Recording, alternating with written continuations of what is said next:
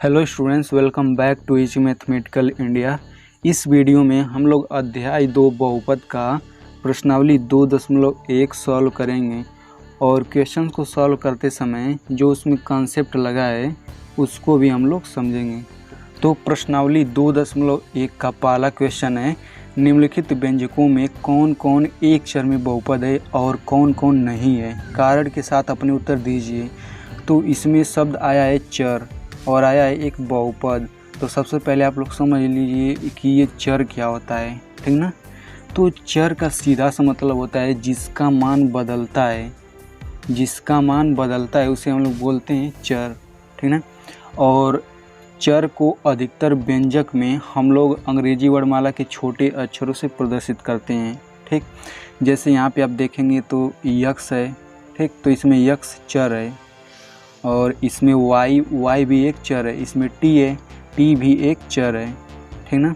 और इसमें y चर है, इसमें x y t तीनों चर है, ठीक। तो आई होप आपको समझ में आ गया होगा कि चर क्या होता है, ठीक। क्योंकि यहाँ पे और चर का मान जो होता है वो स्वतंत्र होता है। चर के स्थान पे हम लोग कोई भी संख्या रख सकते हैं। जैसे अगर हम लोग यहाँ पे x का मान 1 भी रखें तो इसका मान कुछ ना कुछ आएगा। यदि x का मान 2 रखें तो इस पूरे व्यंजक का मान कुछ ना कुछ आएगा, ठीक। तो x का मान कुछ भी हम लोग रख सकते हैं, कोई भी संख्या रख सकते हैं, तो इसीलिए इसे हम लोग चर बोलते हैं, ठीक। अब बात करेंगे कि बहुपद क्या होता है।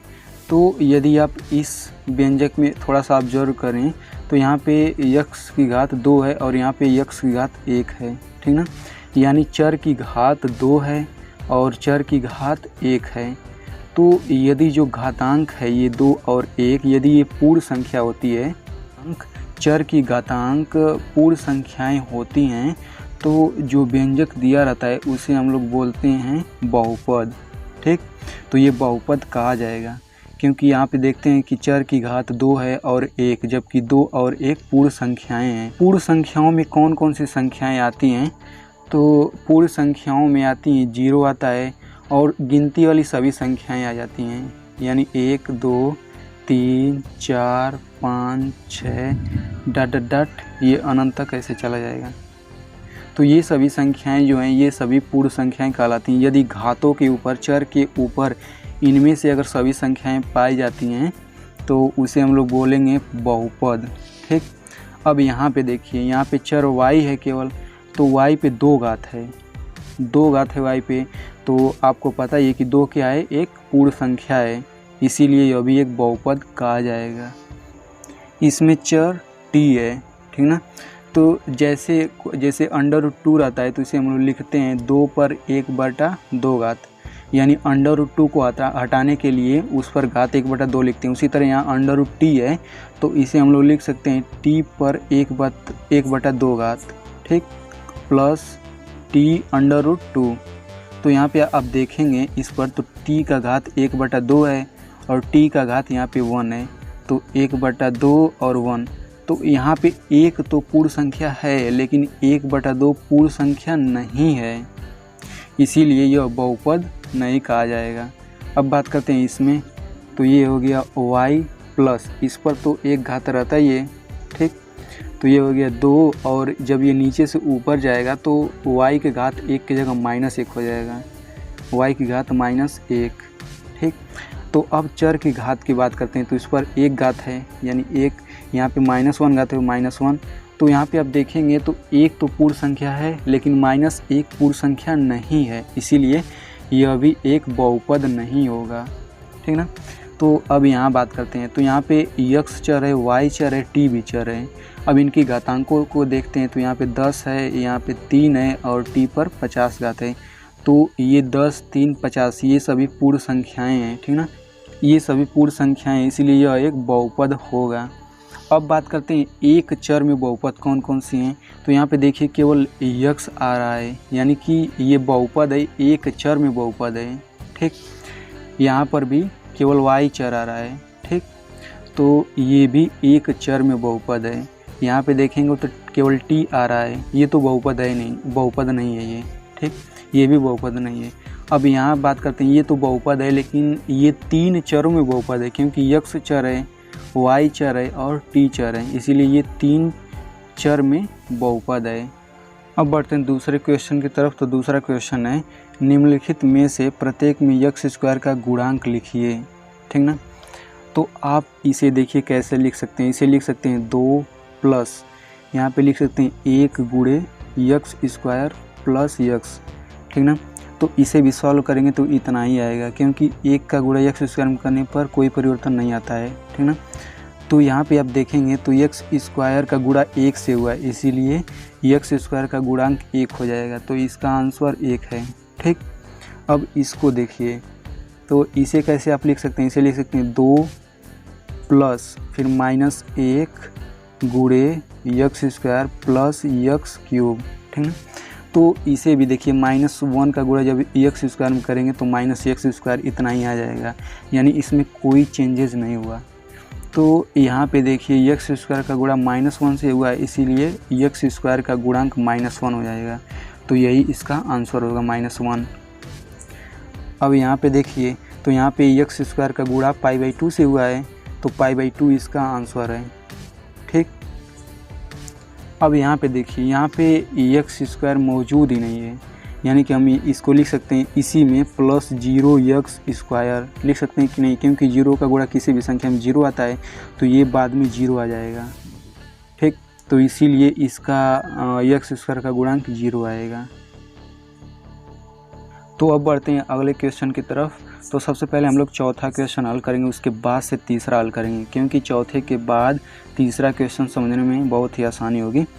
तो चौथा क्वेश्चन है, निम्नलिखित बहुपदों में से प्रत्येक बहुपद की घात ज्ञात कीजिए। ठीक ना। तो सबसे पहले आप लोग समझ लीजिए कि बहुपद की घात होती क्या है। तो कोई भी बहुपद दिया गया रहता है, तो जो चर है उस पर घातों में से सबसे बड़ी घात को बहुपद की घात कहते हैं। ठीक। जैसे कि यहाँ पे आप देखेंगे तो चर पर घात क्या है, 3 है, फिर 2 है, फिर 1 है। तो सबसे बड़ी घात इसमें 3 है, तो इसीलिए इस बहुपद की घात क्या हो जाएगी, 3। यही आंसर हो जाएगा। अब बात करते हैं इसकी। तो यहाँ पे देखिए चर y है, इस पर 2 घात है, इसीलिए इस बहुपद की घात 2 हो जाएगी। ठीक। यहाँ पे t एक चर है, तो इस पर 1 घात है, तो इस पर बहुपद की घात 1 हो जाएगी। यही आंसर होता जाएगा आपका। ठीक ना। अब बात करते हैं इसमें। तो इसमें कहीं चर दिख नहीं रहा है, तो हम लोग अपनी मर्ज़ी से कुछ भी बढ़ा सकते हैं, जैसे कि x पर घात 0। ठीक। इसका मान तो पता ही है कि x पर 0 का मान 1 होता है। तो जब 3 में 1 का गुणा करेंगे तो उसमें कोई परिवर्तन नहीं आएगा, तो यानी इसके बहुपद की घात क्या हो जाएगी, 0। यही इसका आंसर हो जाएगा। ठीक ना। तो तीसरा क्वेश्चन है, 35 घात के द्विपद का और 100 घात के एकपदी का एक एक उदाहरण दीजिए। ठीक ना। तो सबसे पहले हम लोग ये समझते हैं द्विपद क्या होता है, एकपदी क्या होता है। ठीक ना। तो जैसे ये बहुपद दिया गया है, तो इसमें पद देखेंगे तो पद क्या है, 1 पद, 2 पद, 3 पद। कितने पद हैं, 3 पद हैं। तो इसे हम लोग इस बहुपद को बोलेंगे त्रिपदी। क्या बोलेंगे, त्रिपदी बोलेंगे। और इसमें पद कितने, 1 2, तो इस बहुपद को बोलेंगे द्विपद बोलेंगे। क्या बोलेंगे, द्विपद।